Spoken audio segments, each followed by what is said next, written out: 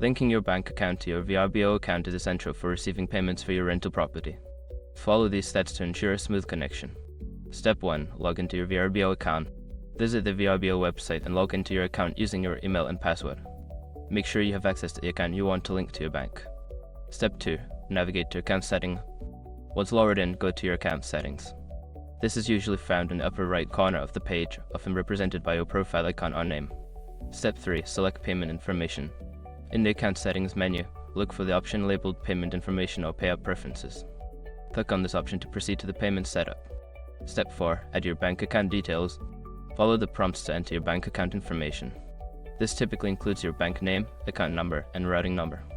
Ensure that all details are entered correctly to avoid any issues. Step 5. Confirm and save changes. After entering your bank details, review the information for accuracy. Once confirmed, save the changes. You may receive a confirmation email or a notification indicating that your bank account has been successfully linked.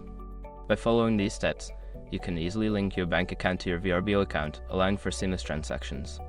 If you encounter any issues, consider reaching out to Vrbo customer support for assistance.